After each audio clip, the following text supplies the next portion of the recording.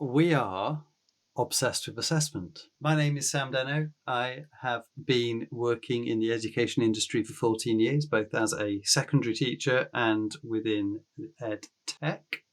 And this is Emma Louise Rose McHale. Full name, I like it.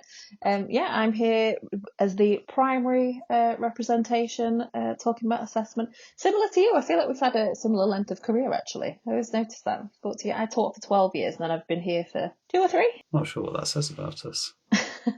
Gluttons for punishment.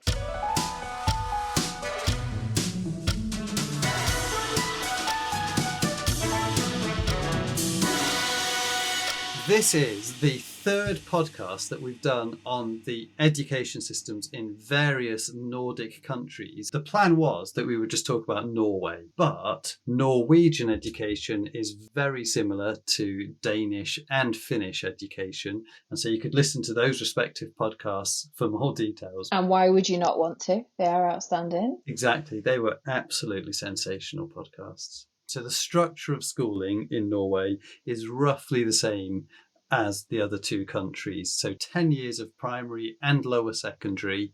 And in Norway, it's from the ages of 5 or 6, as opposed to the other two countries being 6 or 7.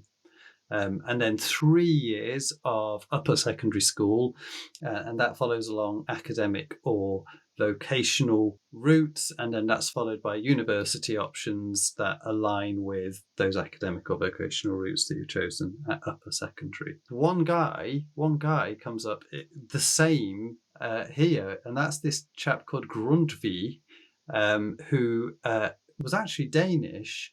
Now, he also had an influence on the Norwegians. He was a Lutheran minister. His values around enabling everyone to become a valuable participant in society were a big influence on the Norwegians as well. So in terms of those three countries, social mobility is high on everyone's agenda, with education for all being seen as for the common good in all of those societies. Which is very lovely. That sounds very nice. We like it.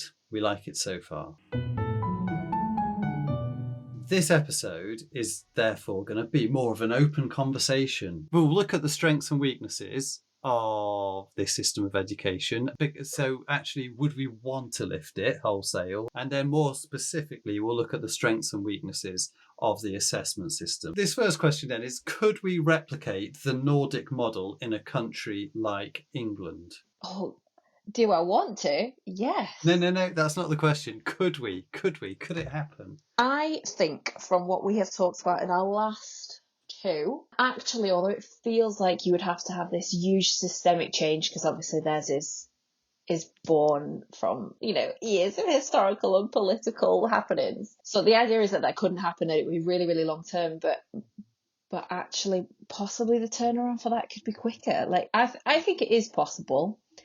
But I think it's very dependent on a lot of things. As you say, we have said that. Okay, so the English system is, our society is built on a class system, sort of modern society. And therefore, it's about creaming the crop, isn't it? And getting the best people to the top. That's how our society has kind of worked over the last 200 years. And their society is kind of much more, it promotes equal opportunities for everybody and has done for the last 200 years. It's not necessarily about economic factors. It's more about political choices and where people decide to put their priorities. What would need to change in the English system if it were to become a Finland? Well, we'd need to start school later. Tick. So we'd have to move that back we start at the age of 4. There's an onward implication on employment, isn't there? Yeah, to do it, you've got to provide that childcare, haven't you? If in some way, which I guess that your Nordic states do. Potentially more adults at home as well, as opposed to going to work. We'd have to reframe the purpose of Ofsted. So we'd have to say, okay, Ofsted is not about accountability. Ofsted is about supporting schools. It's going to shock you to know that I also think that's a good thing. Ofsted could be such a wonderful tool. It genuinely could be. I'm not an outright Ofsted hater. Like, I think some people in the education system are. Just think it's a misused tool. So that would be. I love that you said reframe the purpose of Ofsted rather than get it out of here. I think that's often what it is. It's often about reframing things rather than actually reinventing. de-academization. We'd have to get rid of academies. These countries, they run out of sort of local municipalities. So it is sort of local governments are looking after local schools. This is quite a big one. This turning knowledge-rich curriculum into a skills for life kind of curriculum that focuses on like social skills and problem-solving skills and just being able to operate in the actual world skills. I think a lot of people would agree with that within and outside of the education system. A lot of schools really try to do that, but it's so hard to fit those skills. You know, we talk financial literacy and like so much PSHE content as well that are actually skills that are going to help children. But to fit that all in within, like you say, the knowledge-rich curriculum you already have is really hard, and something has to give, doesn't it, at the minute? Upskilling teachers. All teachers in Finland have at least 5 years university education. They've done a 3-year degree, they've done a 2-year master's, and obviously there's a higher level of professionalism. They're better paid. They're sort of held in the same regard as doctors and lawyers in this country. That would be something we would need to do. In Finland, only 10% of people who apply to enrol on teaching courses actually get on those courses. 90% of those people are queuing up out of the door, whereas in England we've got people queuing to leave the job. But again, is anyone going to part with money to do that?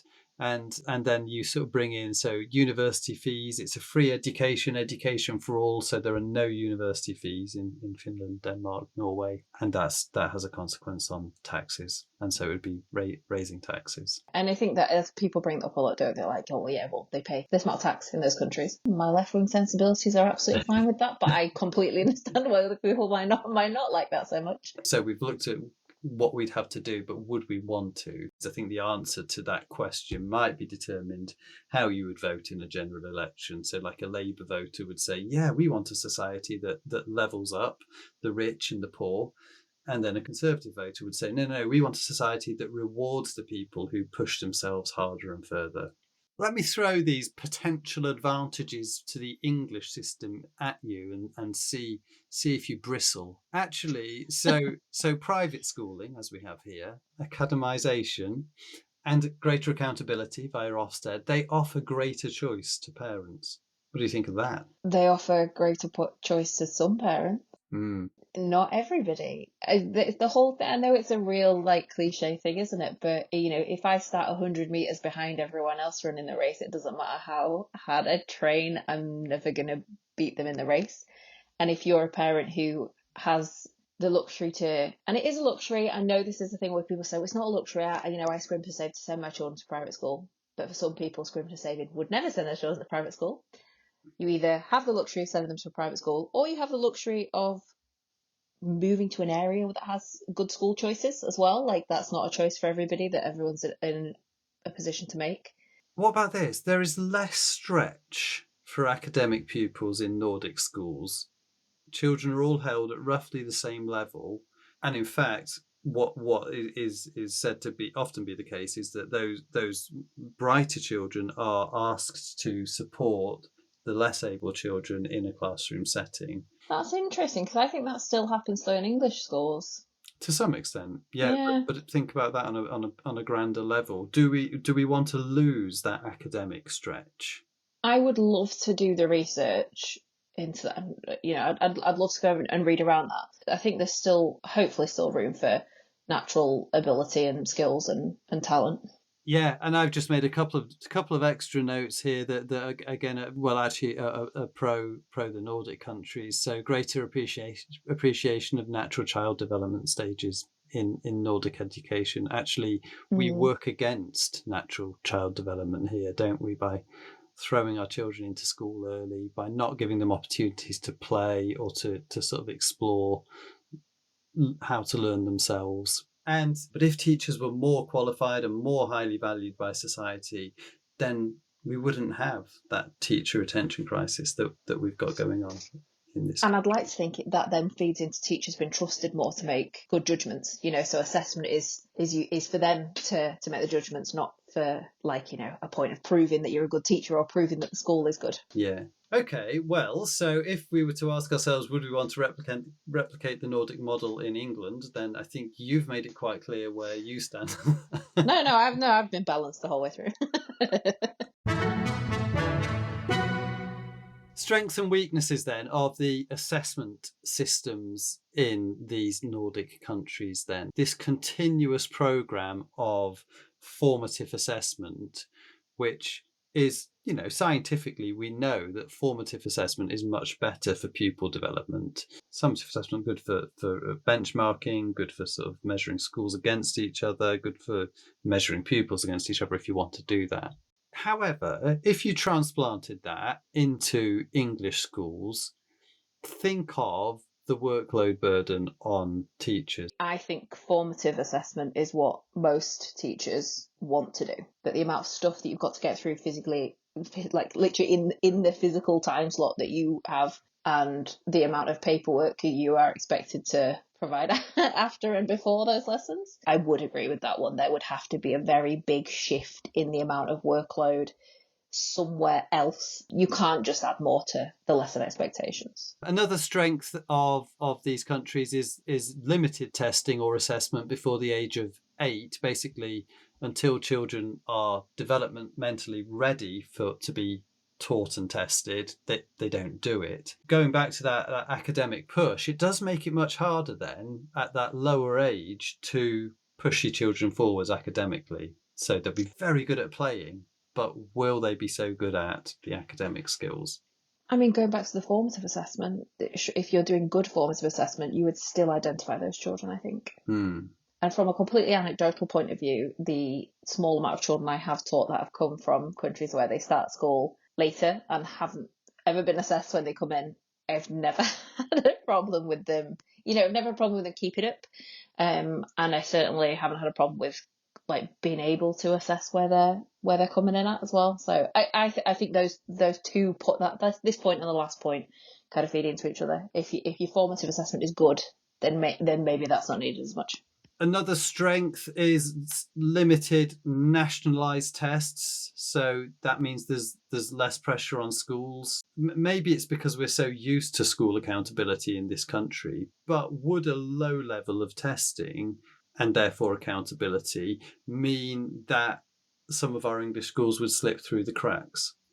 And am I only asking that question because I'm so used to accountability for schools? Possibly, because how do they find out schools that slip through the cracks in Nordic countries? But maybe as well comes back to the whole trust the teacher. If you're upskilling teachers and they have more trust in them and in school leaders for the same reason, in theory less would fall through the cracks because you have that level of professionalism there. Yeah, it has to go hand in hand with that, doesn't it? All of the lovely things that we like about them, definitely you can't just pick one element of it and throw it into a different school system, for sure. Yeah. Fewer high-stakes exams means that students get less stress, so mental well-being is much better in those countries. I think those 3 countries that we've mentioned are sort of seen as some of the happiest countries in the world.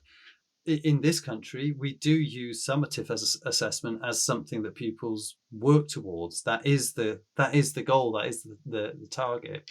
And I know that necessarily, it might not be the best sample, but I think if you asked a bunch of 16-year-olds, do you like working towards a sit-down exam? The answer might be no for the majority of them. But I suppose there is still options for.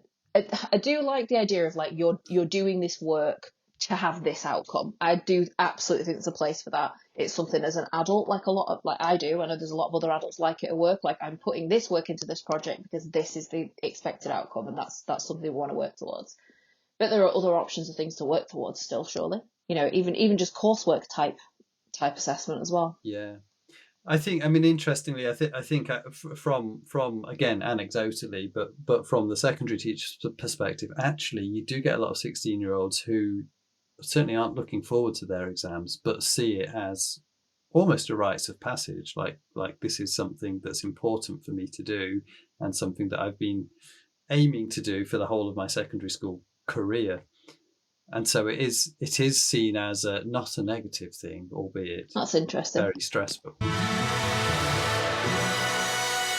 We're going to step aside from the traditional key takeaway here because I'm going to expound on my my general thesis of assessment, I'm going to go a bit soapboxy for a moment. There are numerous ways of testing our young people, and there is nothing inherently wrong with any of the assessment forms or testing tools that we use in English primary and secondary schools. In fact, we could switch things up completely. We could introduce different tests like online national tests. We could use coursework heavy Key Stage 4 modules.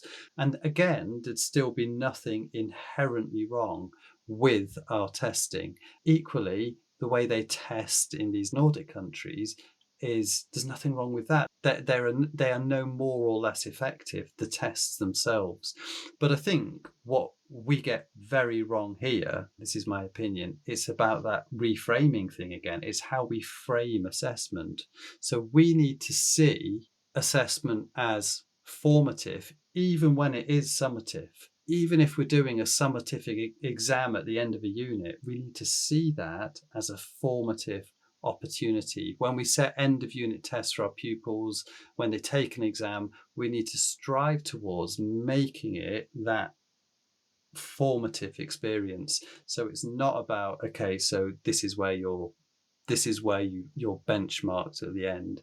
It's about, okay, well, how do we use this as a means of teaching you further? Yeah, rather than we're putting you in a box because you did well at this and not so well at this. Exactly. And so if high stakes testing is simply a means of collecting data and ensuring accountability, then it's just a huge missed opportunity. Ultimately, my hope would be that there will be systemic changes, that we will be able to say we are changing the system towards an assessment method that is more formative.